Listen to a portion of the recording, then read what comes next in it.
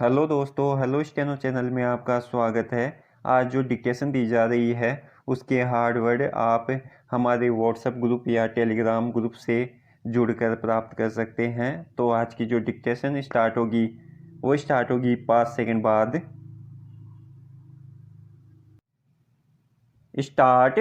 देश की रक्षा जरूरतों के लिए अगर तात्कालिक उपाय जरूरी है तो ऐसी दीर्घकालीन रणनीति की भी जरूरत है कि चरणबद्ध तरीके से भारत की दूसरे देशों पर निर्भरता कम होती जाए।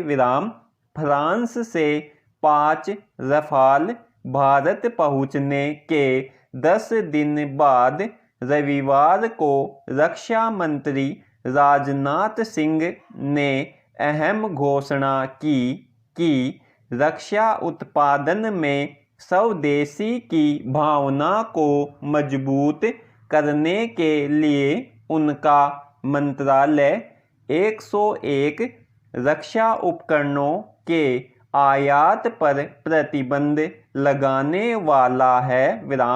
रक्षा मंत्रालय ने ऐसे उपकरणों की जो सूची तैयार की है उसमें बड़ी बंदूकों से लेकर मिसाइल तक शामिल है। रोक लगाने की यह कवायद 2024 तक पूरी करने का लक्ष्य है। पैरा रक्षा मंत्री की घोषणा से स्पष्ट है कि उनका मंत्रालय प्रधानमंत्री नरेंद्र मोदी के आत्मनिर्भर भारत अभियान की दिशा में बड़ी पहल की तैयारी में है। इससे घरेलू रक्षा उद्योग के लिए संभावनाओं के नए रास्ते खुलेंगे। वही रक्षा जरूरतों के लिए अमेरिका, रूस, फ्रांस आदि देशों पर भारत की निर्भरता कम करने में मदद मिलेगी। भारत की गिनती दुनिया के सबसे बड़े हथियार खरीदार देशों में होती है। इस मामले में 2015 से 2019 के दौरान सऊदी अरब के बाद भारत दूसरे नंबर पर था।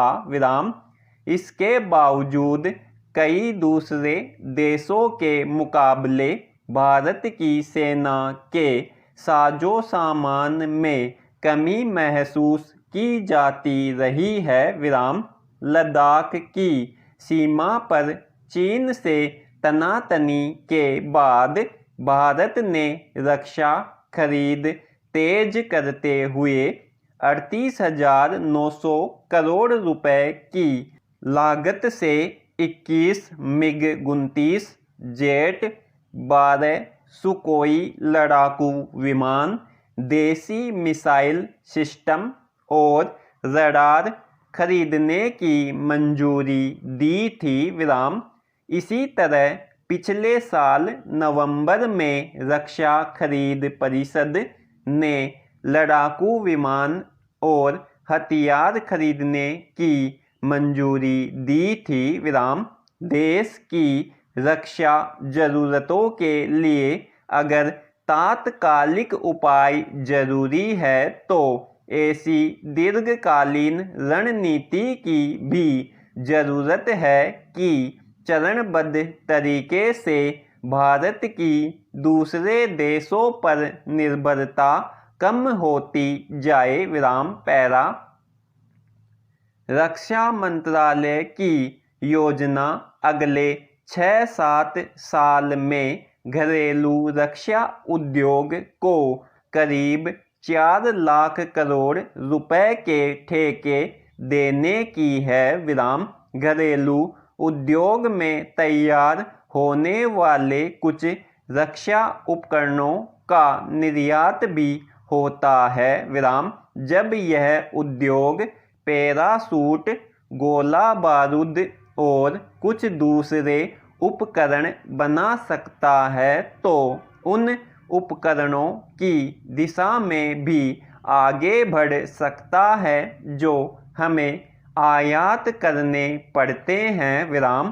भारत के वैज्ञानिकों ने उपग्रह प्रक्षेपण प्रणाली के लिए अत्याधुनिक रॉकेट और मिसाइलों के उत्पादन में उल्लेखनीय उपलब्धियां हासिल की हैं। विराम। इनकी मांग दूसरे देशों में भी है। विराम। इसी तरह भारतीय रक्षा उद्योग को भी मिसाइल और दूसरे उपकरण विकसित करने के लिए प्रोत्साहित किया जाना चाहिए। विराम। प्रधानमंत्री के मेक इन इंडिया अभियान को रक्षा क्षेत्र में अपेक्षाकृत कम निवेश हासिल हुआ है। विराम। इसके कारणों को टटोल कर कुछ लुभावनी योजनाओं पर अमल किया जा सकता है जिससे निजी क्षेत्र को ज़्यादा से ज़्यादा निवेश के लिए आकर्षित किया जा सके। विराम समाप्त। दोस्तों, अगर यह डिक्टेशन आपको अच्छी लगी है तो वीडियो को लाइक शेयर ज़रूर करें, और अगर आप इस चैनल से पहली बार जुड़े हैं तो चैनल को सब्सक्राइब करना ना भूलें, क्योंकि इस चैनल के माध्यम से आपको डेली डिक्टेशन दी जाती है। उसके साथ साथ आपको इस डिक्टेशन की PDF और इसके जो भी हार्डवेयर हैं वो व्हाट्सएप ग्रुप या टेलीग्राम लिंक पर दिए जाएंगे जो डिस्क्रिप्शन में दी गई है।